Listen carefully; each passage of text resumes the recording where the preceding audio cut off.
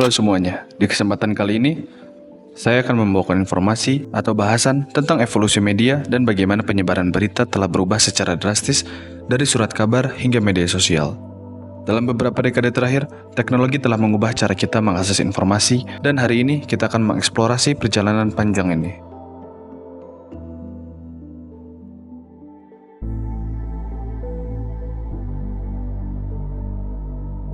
Kita mulai dengan media tradisional, khususnya surat kabar. Pada abad ke-17, surat kabar pertama kali muncul di Eropa dan segera menjadi sumber informasi utama bagi masyarakat. Mereka menginformasikan berita dari kejadian besar hingga berita lokal, memberi pembaca gambaran yang lebih besar tentang dunia.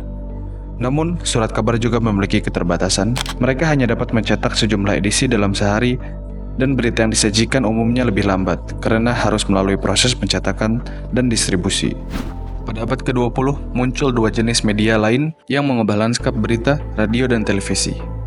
Radio pertama kali digunakan untuk siaran berita pada tahun 1920-an, memberi orang kesempatan untuk mendengarkan informasi secara langsung, tanpa harus menunggu edisi surat kabar. Begitu juga dengan televisi, yang mulai populer pada tahun 1950-an. Media ini menawarkan kecepatan lebih tinggi daripada surat kabar, namun tetap terbatas oleh jam tayang yang terjadwal. Namun, pada akhir abad ke-20, internet mulai mengubah segalanya. Pada awal 2000-an, dengan munculnya situs web berita seperti CNN, BBC, dan New York Times, berita menjadi lebih mudah diakses kapan saja dan di mana saja. Selain itu, kita mulai melihat munculnya forum-forum online dan blog yang memungkinkan siapa saja untuk menjadi penghasil berita, memperkenalkan konsep user-generated content. Masuk ke era media sosial yang mulai berkembang pesat di akhir 2000-an, platform seperti Facebook, Twitter, dan Instagram bukan hanya sekadar tempat berbagi foto atau status, namun juga menjadi sumber utama berita. Salah satu perubahan paling signifikan yang dibawa oleh media sosial adalah kemampuan untuk membagikan berita secara instan. Pengguna dapat mengupdate status mereka dengan berita terbaru, bahkan sebelum media mainstream sempat melaporkannya.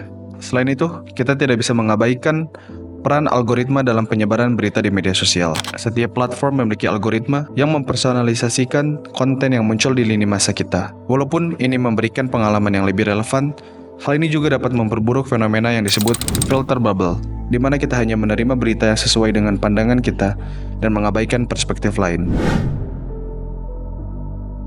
Dalam beberapa dekade terakhir, cara kita menerima berita telah mengalami transformasi yang luar biasa. Dari surat kabar yang tercetak dengan tangan hingga media sosial yang memungkinkan kita berbagi berita dalam hitungan detik. Di masa depan, siapa yang tahu perubahan apa yang akan datang?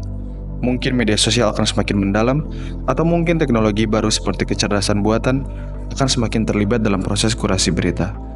Apapun itu, kita harus selalu ingat untuk menjadi konsumen berita yang cerdas, kritis, dan bijaksana. Terima kasih telah menonton video ini. Semoga bisa memberi gambaran lebih jelas tentang bagaimana evolusi media dan penyebaran berita yang telah mempengaruhi kita semua.